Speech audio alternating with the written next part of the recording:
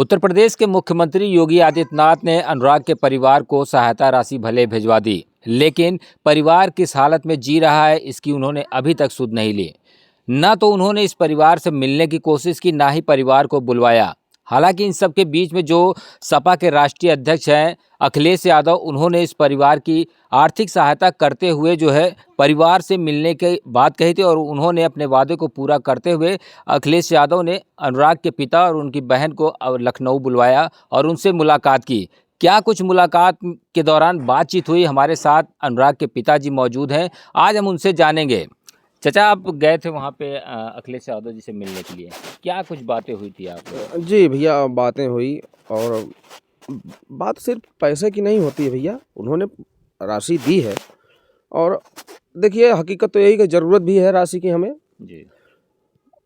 लेकिन अंदर से आत्मा ये नहीं कहती कि मैं किसी का पैसा ले लूं।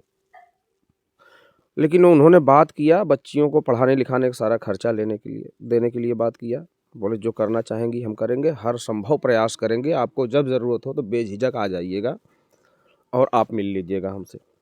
कोई भी दिक्कत परेशानी हो आप चले आइएगा। तो क्या उनसे और क्या बातें हुई, क्या कुछ उन्होंने कहा, आश्वासन क्या दिया? जी, उन्होंने आश्वासन दिया है कि हर संभव प्रयास किया जाएगा, आपके साथ न्याय होगा। और हमने कहा कि भैया मुकदमा हम लड़ नहीं पाएंगे उनसे, तो उन्होंने कहा मुकदमे की चिंता आप छोड़िए, वो आपका मुकदमा मेरा मुकदमा हो गया है, मेरा वकील मुकदमा लड़ेगा। तो आप जो है कि यहाँ सपा के तो कई नेता आए हुए थे, उसके दौरान क्या किसी ने आपको अखिलेश यादव से मिलाने के लिए बात की थी क्या?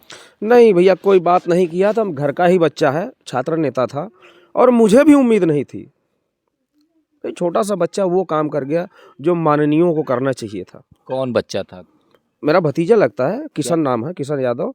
और एक संतोष प्रधान है मुस्तफ़ाबाद के, और वो लखौआ बाज़ार के पास उनका घर है, वो हैं, वो भी रिश्तेदार ही हैं। तो इन लोगों के प्रयास से मेरी मुलाकात हो सकी है अखिलेश यादव जी से? जी जी जी, बिल्कुल, इन लोगों के प्रयास से ही मेरी मुलाकात हुई है। वो बेचारे बड़े सीधे सरल और विनम्र व्यक्ति हैं संतोष यादव जी, और उन्होंने ही सारा खर्चा वहन किया आने जाने का, हमारी देख रेख की। हम चल नहीं पा रहे थे, बहुत ज़्यादा चल नहीं पाते भैया, जी। तो थक जाते हैं, हाथ पैर कांपने लगते हैं, तो वो मैं उनके कंधे पे हाथ रख के चलता था और किशन के कंधे पे हाथ रख के चलता था। और वहाँ तक जाते जाते लंबा सफ़र था, थकान की वजह से तो मैं अपने बेटियों के कंधे पर, जो अलग रूम में बैठाए थे हमको, अखिलेश जी बोले कि वो उधर बैठाओ, हम अभी सबसे मिल के फिर आते हैं, उनसे मिलते हैं। तो मुझे चक्कर आ रहे थे, तो मैं अपनी बेटी के कंधे पर सर रख के ऐसे सो के उनका इंतज़ार कर रहा था। वो आए, मिले, 5 मिनट का टाइम दिए, और इतना बहुत है मेरे लिए। आप मुझसे प्यार से बात कर लीजिए, पैसे मत दीजिए चलेगा, प्यार से आप बात तो कर लीजिए, मुझे तसल्ली होती कोई मेरे साथ है। और इतने दिन से मैं चिल्ला रहा हूँ, एक मेरा बच्चा वो भी नेता ही है, वो बीजेपी का नेता है, राधेश्याम विश्वकर्मा, वो बीजेपी के नेता, वो बच्चा भी लगा हुआ है, हमारे साथ में ही है। और मैं बड़ा होने के नाते उन लोगों को डांटता भी हूँ, वो तो आपस की बात है, घर की बात है, लेकिन वो बच्चा भी लगा हुआ है और कहीं न कहीं बेचारा सफल नहीं हो पा रहा है। अच्छा, तो अखिलेश यादव जी ने आपसे कुछ और वादा किया? जी, बोले हर संभव प्रयास करेंगे कि आपको न्याय मिलेगा। तो उनको तो पूरी जानकारी है, पूरी घटना के बारे में पता है उन्हें, तो अधिवक्ता के बारे में क्या कुछ कह रहे थे वो? जी, वही बोले तो कि मेरा वकील, आपका मुकदमा नहीं, अब मेरा मुकदमा है, अब मेरा वकील आपका मुकदमा देखेगा। अच्छा, आपके बगल में ही जगदीश मंत्री जी हैं, एकदम हमें लगता है 100-200 मीटर की दूरी पे होंगे, तो क्या घटना के बाद से कभी आए यहाँ?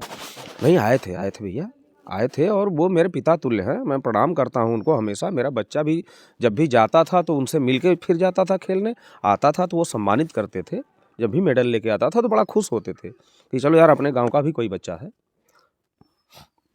सांसद तो प्रिया सरोज हैं, उनका क्या रोल? कभी मिली आपसे, यहाँ पर आई, कुछ बातचीत हुई? नहीं भैया, वही एक बार आई थी और नियम कानून संविधान बता के गई कि घर गिरना नहीं चाहिए।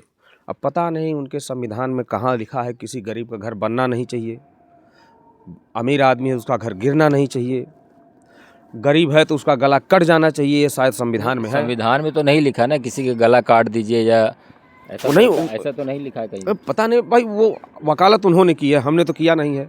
तो शायद संविधान में ये लिखा होगा कि गरीब का घर नहीं बनना चाहिए, संविधान में भी लिखा है कि गरीब का गला कट जाना चाहिए।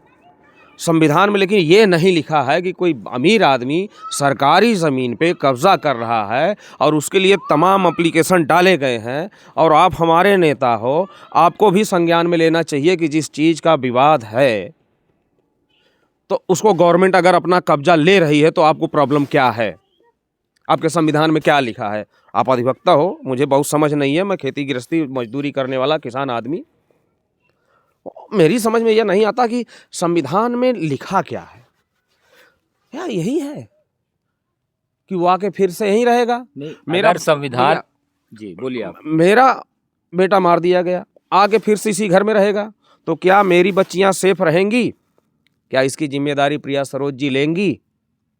प्रिया सरोज जी से सवाल है मेरा। उस दिन जब आप कह रही थी, मैं रो रहा था, मैं सुन रहा था सारी चीजें। मूर्ख नहीं हूं, बस गरीब हूं, बस इतनी सी गलती मेरी है कि मैं गरीब हूं। ऐसा घर और किसी का इस जमाने में है? किसी के घर पे जाके देखिए, ये घर जमाने में है किसी के पास? ऐसा कच्चा घर नहीं है ना, वो भी बनने नहीं दिया गया। तो प्रिया सरोज जी, आप कुछ कहने से पहले, आप नेता हो, ये भी सोच लिया करो किसी का दर्द हमारी बातों से बढ़ रहा है या आप दर्द पे मरहम, घाव पे मरहम लगाने का काम कर रही हैं। थोड़ा सा, आप इतने बड़े नेता हो, विरासत में मिल गया है आपको, वो ठीक है, अच्छी चीज़ है। नहीं, उन्होंने बात की कि संविधान में कहीं लिखा नहीं है। अगर संविधान में लिखा नहीं है, मानते हैं, तो कैसे और इतने मकान क्यों गिरा दिए जाते हैं, बुलडोजर चलवा दिया जाता है, बाबा का फरमान जारी होता है, रातों रात मकान गिरते हैं, इसके पीछे? जी, ये माननीय लोगों से पूछिए कि जहाँ बगैर नोटिस के मकान गिर जा रहे हैं, यहाँ नोटिस चस्पा करके रामजीत को दिखाया जा रहा है कि नोटिस लग चुकी है, काम हो रहा है। नहीं, छोटी घटना नहीं थी ये, पूरे देश में हिल गई थी इस घटना से, पूरा देश जो है मरम्मत हुआ था। तो ऐसे मकान को खड़ा रहना कहाँ तक ठीक है, कहाँ तक मानते हैं आप? क्योंकि आप भी तो लड़ाई लड़ी रहे हैं। भैया, और एक चीज़ बता दूं कि लोग कहते हैं कि अपराध किसी एक ने किया तो पूरे परिवार को सजा क्यों दी जाए। उस दिन पूरे परिवार के हाथ में तेज धारदार हथियार थे, इतनी बरामदगी हुई है, तो बताइए वो एक अपराधी था कि पूरा परिवार अपराधी था? एक बच्चे को सब लोग सामने से दौड़ा के घेर रहे हैं और पीछे से कोई आके गला काट रहा है, सबके हाथ में हथियार है, तो वो परिवार यहाँ रहने के काबिल है? ठीक है, एक अपराधी, कोई किसी को गोली मार दिया तो एक अपराधी है, पूरा परिवार अपराधी नहीं है। लेकिन जहाँ पूरा परिवार अपराधी है, तो क्या वो मेरे घर के बगल में ही रहेगा तो मेरी बेटियां सुरक्षित रहेंगी? तो क्या उसकी जिम्मेदारी लेंगी सांसद जी? तो ये तो वही बताएंगी, उनसे आपने सवाल किया इसको कुछ? जी, सवाल है उनसे। क्या कहना चाहते हैं आप प्रिया? उनसे यही कहना चाहते हैं, आप उस जगह पे हो तो गरीबों की मदद करना सीखिए।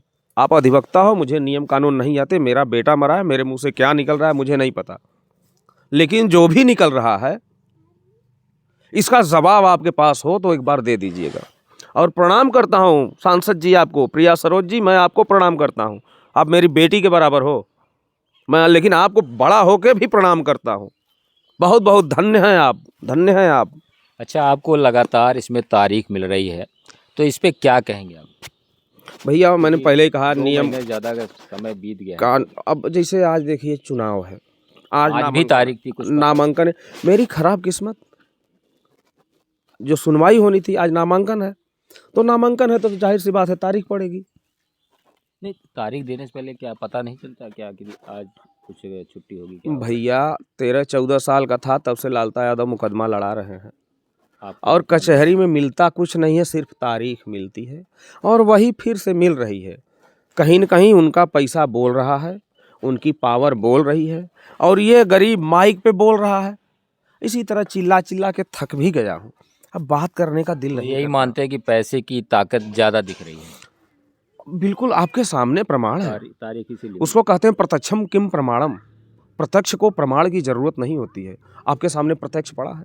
मेरा बेटा प्रत्यक्ष था, कटा था, प्रमाण देने की जरूरत नहीं है, लेकिन फिर भी कोर्ट में जाके प्रमाण देना पड़ेगा, हमको सबूत देना पड़ेगा।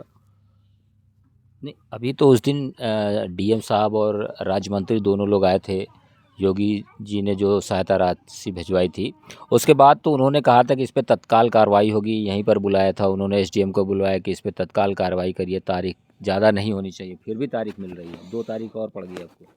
भैया, अब क्या कर सकता हूँ, गरीब आदमी क्या करता है, चिल्लाता है, चिल्ला चिल्ला के मर जाता है।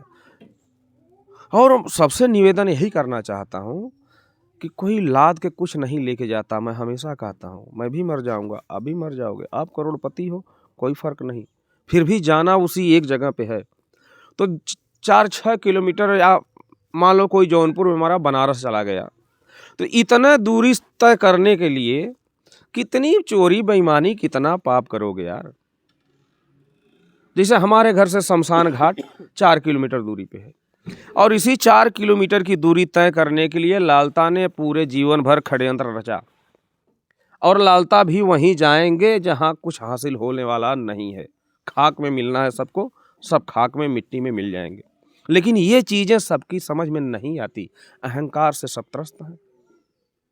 मैं तो अपने परिवार में मस्त था, लेकिन मेरे बगल में यही कसाई पल रहा था। सपा के इतने नेता लोग आए गए यहाँ पर, लेकिन जो छोटा आपका जो भतीजा था उसी ने अखिलेश यादव से मिलवाया, तो बाकी नेताओं को क्या कहेंगे समाजवादी, क्योंकि इतने बड़े बड़े नेता यहाँ पे मौजूद हैं। मैं निवेदन करना चाहता हूँ कि कम से कम जमीन से भी जुड़िए और अपनी नैतिक जिम्मेदारी को समझिए कि हम लोग सिर्फ वोटर नहीं हैं। आप भी इंसान हो, हम भी इंसान हैं। सिर्फ वोटर नहीं है, हम भी भारत के नागरिक हैं। हमारा भी बराबर का ही अधिकार है। जितना आपका अधिकार है उतना मेरा भी अधिकार है। अच्छा, क्या लग रहा है कि अखिलेश यादव की अगर सरकार आती है दोबारा से, तो बेटियों को जो उन्होंने वादा किया है नौकरी दिलाने का, क्या पूरा होगा? भैया भविष्य तो मैं देख नहीं सकता। पक्ष विपक्ष दोनों होते हैं, क्योंकि अभी योगी जी हैं और काम तो उन्हें ही करना चाहिए, नौकरी दिलानी चाहिए, परिवार को इंसाफ दिलाना चाहिए, लेकिन जो विपक्ष में बैठे हैं वो बात कर रहे हैं, लेकिन वो नहीं कर रहे हैं।